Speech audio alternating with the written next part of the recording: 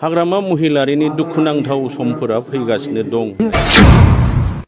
खुलुमबाय बयखौबो बे समाव आङो मोननैसो गोनांथार खौरां लानानै फैलायबाय। रायजोफोर गिबि आपडेटआव दङ हाग्रामा महिलारिनि दुखुनांथावना समफोरा फैगासिनो दङ बेबायदि होननानै खौरांगिरिनि सिगाङाव बुंदों बिजित बसुमतारी बिथाङा। बे समाव खौरांगिरिनि सिगाङाव बिजित बसुमतारी बिथाङा मा बिबुंथि होदों नोंथांमोना बिथांनि सुंद' बिबुंथि होनाय भिडिअ क्लिप्सखौ जोबजासिम नायनानै लाग्रोदो। दिनैनि दिनावहाय आङो मोनसे भबिष्यतबाणी बायदि आं मोनसे खोथासो बुंनो लुबैदों। माने जोंनि बारग'लांनाय जोंनि बिटिसिनि चिफ हाग्रामा महिलारिनि दुखुनांथाव समफोरा फैगासिनो दं। मानो होननानै बुङोब्ला दिनैनि दिनावहाय जोङो देबोरगाव समस्तिनि सिङावहाय गोबां बिपिएफ दोलोनि मानसिफोरा जोंनाव जयेन जाबाय आरो दिनैहाय जोङो मोनसे प्रग्राम लानाय जादोंमोन। मोनफ्रोमबो प्राइमारिफोरनि दैदेनगिरि मावथि बिथांमोनखौ लानानै जोङो मोनसे समायखिरा लानाय मोनसे फोरबो खालामनाय जादों। बेयाव जोङो नुनो मोन्दों देबोरगाव ब्लकनि सिङाव थानाय गोबां जोंनि सापर्टार आरो बुथ कमिटिनि दैदेनगिरि मेम्बार आरो प्राइमारिनि दैदेनगिरि बिथांमोनहा रंजा बाजायै लैहोर फैनानै बिथांमोनहा बाहागो लाफैदों आरो दिनै समायखिरा लादों।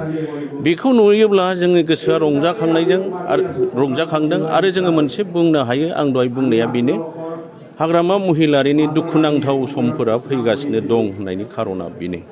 मानो होननानै बुंब्ला फैगौ समाव बिथांजों थाफाग्रा बिथांनि मावफाग्रा लोगोफ्रा सासेबो थानाय नङा। आरो बिनि दुखुनांथाव समा मानो सफैदों होननानै बुंब्ला दिनै देबोरगाव समस्तिनि सिङाव जोङो गिदिंनानै नुबाय बिथांखौ मोजां मोनग्रा बिथांनि मानसिफ्रा रावबो गैलिया। मानोना गासैबो जोंनि दोलोआव जयेन जाफैबाय आरो बिथांखौ जायफोरा भट होनानै देरहा होदोंमोन बिथांमोनहाबो फारि फारि गुगाबोगासिनो दं। मानो गुगा होबोदों? दिनैहाय रायजो राजाया बिथांनि सायाव फोथायनाय दंमोन, मोजां मोननाय दंमोन, सेम्पिटि दंमोन। बेखौ लानानै बिथांखौ जोङो भट होनानै जोंनि रायजो राजाफ्रा देरहा होदोंमोन। नाथाय जोङो नुनो मोनबाय बे 4 बोसोर समावहाय बियो रायजो राजानि गांनाय उखैनाय रायजो राजानि अभाब अभिजोगखौ लानानै बियो बिटिसि एसेम्ब्लियाव सानसेबो नुजाहैयाखिसै। बे नुजाहैनानै जोंनि रायजो राजानि गांनाय उखैनायखौ बिथाङा रायथिहैयाखिसै। जोंनि ओनसोलनि गासैबो नांगौफोरखौ बिथाङा बुंथिहैयाखिसै। बेनिखायनो रायजो राजाफ्रा दिनै बुजिनो हाबाय देबोरगाव समस्तियाव हाग्रामाखौ फेजेननांगौ होननानै रायजो राजाफ्रा मोनसे डिसिसन लाबाय। नाथाय आङो दिनैहाय देबोरगाव ब्लकनि प्रेसिडेन्ट जानानै आङो बेखौबो बुंनो लुबैदों हाग्रामा महिलारि सारा जोङो जाथिनिनो मोनसे बिटिसिनि सासे दैदेनगिरि आरो बिथाङा आन्दलनकारि हिसाबै बिथांनि जेननायखौ जोङो लुबैया। नाथाय जोङो लुबैयो देबोरगाव समस्तियाव बियो जेननांसिगौ। देबोरगाव समस्तियाव बियो देरहानाय नंला। बिथाङा माबा मोनसे मोजां समस्ति मोजां जायगा नायनानै बिथाङा गेलेहैथोंसै। नांगौ जायोब्ला जोङो बिथांखौ देरहाहोनायनि खामानि मावफाहैगोन, जोङो हेफाजाब होगोन। बेबायदि जोङो थांखि लानाय जाबाय। दिनै ब्लक पार्टि जोंनि इउपिपिएल पार्टि हिसाबैथ' खोब स्ट्रं हिसाबै जोङो बुंनांगोन, स्ट्रंखौनो बुंनांगोन। जोङो जोंनि देबोरगाव ब्लकनि सिङाव थानाय जा 16टा प्राइमारि दङ आरो 335टा गामिफोर दङ। बे गामिफोर आरो प्राइमारिफ्राव आरो जोंहा 84टा बुथ कमिटिफोर दङ। बे बुथ कमिटिफ्रा स्ट्रंलि खामानि मावगासिनो दङ। माखासे समनि सिगाङावहाय जोंनि दोलोआ गोदान हिसाबै माखासे मावनाय दांनायफ्राव एसे बेखायदा उसुबिदा जाबाय थादोंमोन। नाथाय लासै जोंनि मावथिफोरा बुजिनो हाजोब्बाय स्ट्रंलि खामानि मावनो हानायनि बेबस्थाया दा जाजोब्बाय। बेनिखायनो जोङो फैगौ 2025 मायथाइनि बिटिसि इलेक्सनाव जोंनि देबोरगाव समस्तिया देरहागोना रोखा जाबाय आरो जोङो थांखि लादों देबोरगाव मिशन हिसाबै जोङो खामानि मावगोन। जौगानाय हिसाबैथ' जोङो दिनैहाय थांनाय समाव बिपिएफआबो नंगौ लामा दालांफोरखौ मावदों। दा जोङो 4 बोसोराव जोंनि इउपिपिएल दोलोनि खामानि मावनाया रायजो राजानि गांनाय उखैनायखौ नोजोर होनानै जोङो आगोलावहाय बिसोरो होनो रोङै माखासे आसनिफोरखौ होदों। दिनै अरुण'दय होदों, अनसाय बिथांखि होदों, रग निर्मल होदों। बिदिनो गोबां गामि ओनसोलाव रायजो जानाय आइ आफा बिदा फंबाय गोरिब दुखिफोरनि थाखायनो जोङो बेफोर आसनिखौ मावदों।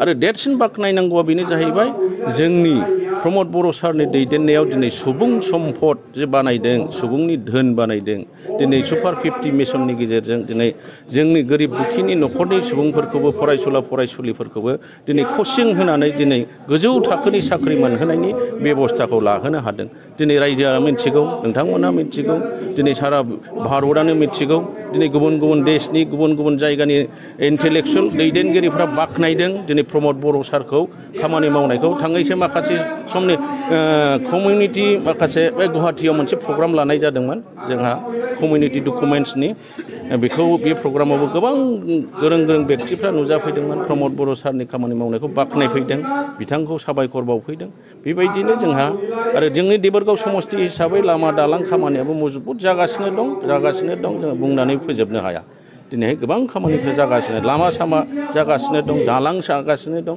बेफोरखौ नायनानै जों बुंनो हायो दिनै जोंनि प्रमद बर' सारा जोंनि भबिष्यतआवबो खामानि मावलांगोन आरो बेनो फैगौ समावबो जोंनि बिटिआरनिनो चिफ जागोन होननानै बेखौ जों 100% जोङो बुंनो हायो रायजोफोर बिजित बसुमतारी बिथांनि सुंद' बिबुंथि होनाय भिडिअ क्लिप्सखौ नायनानै नोंथांमोना मोनथिखाबाय क'क्राझारनि दूरदर्शन केन्द्रखौ थाबैनो गायसनफिननो नाजागोन बेबायदि होननानै खौरांगिरिनि सिगाङाव बिबुंथि होदों बिटिआरनि सीएम मानिजाथाव प्रमद बर' बिथाङा बानायनाय जादों मा थासारियाव दं बेनि थाखाय जोङो नैबे जानुवारि मासनि गेजेरावनो मोनसे थाबैनो जों मोनसे सावरायगोन खारन दा बेखौ आपग्रेड खालामनायनि उनाव जोङो गोबां बिथिंफोरखौ आरो नायबावनो गोनां जादों आरो जि थांखिजों जोङो बेखौ दाबिदों एबा खावलायदोंमोन दा बेखौ मोननायनि उनाव जों बेखौ जोंनि लाबालाबनि थाखाय बोरै बाहायनो हागोन जोंनि खौराङानो जा एन्टारटेनमेन्टआनो जा गुबुन गुबुन बिथिङाव जों बोरैहाय मोजां बाहायनो हागोन बेखौ लानानै जों थाबैनो जोंनि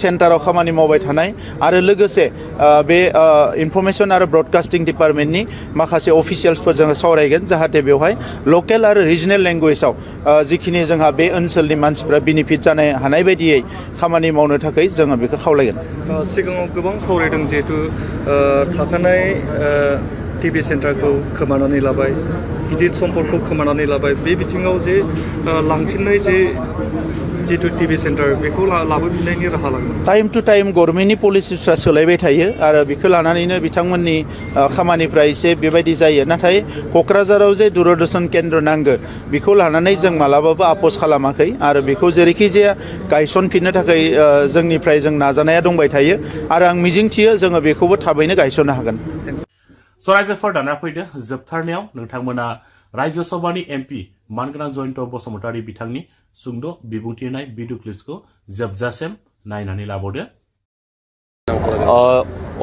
माने ट्रेन लाखिनाय लाखियै बे जिनिसा जोंनि क'क्राझारल' नङा बा आसामल' नङा दा थांनाय नभेम्बर दाननि जि मोनसे सेसन जादोंमोन बे सेसनाव सारा इन्डियानि एमपिफ्रानो एखे रोखोम प्रब्लेमखौनो बिथांमोना बुंदों मानोना पस्ट कभिड बिनि उनाव ट्रेन स्टेशनफ्राव ट्रेन लाखियैया जेरावबो जादों बेखायनो बयबो बेखौ डिमान्ड खालामदों आरो आंनि फारसेनिफ्रायबो आं बेखौ आंनि मेइडेन स्पेसाव आं बेखौ बुंदों आरो बेबायदियैनो दिनैहाय भारत सरकार बेखौ हाबा मावबाय थादों डिसिसन लाबाय थादों ओमफ्राय रेलनिया मोनसे नियम दङनो जे जुलाइ 1 थारिखनिफ्राय बिथांमोननि गोदान शेड्युल जायो रेल बहा लाखिगोन लाखिया दा दिनै जाहैबाय जोंहा जानुवारि दा बेखायनो जुलाइसिम थांनांगौ जायोबा जों आरोबाव 6 मास मा 5 मास जों नेनांगोन दानबा जों नेनांगौ दं दा बिनि गेजेराव जों इनसिस्ट खालामबाय थादों जे जोंनि ट्रेनफ्रा बोरै लाखिजाया बेनि अनगायैबो गोबां जायगायाव जोंहा आर'बि नांगौ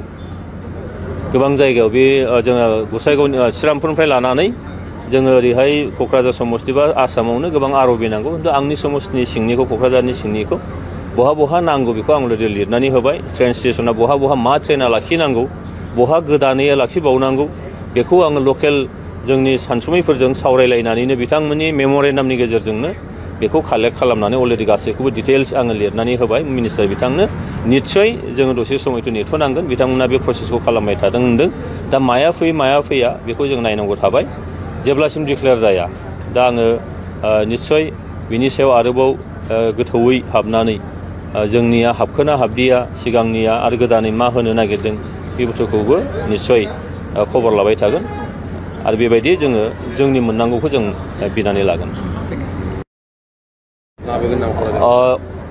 माने ट्रेन लाखिनाय लाखियै बे जिनिसा जोंनि क'क्राझारल' नङा बा आसामल' नङा दा थांनाय नभेम्बर दाननि जि मोनसे सेसन जादोंमोन बे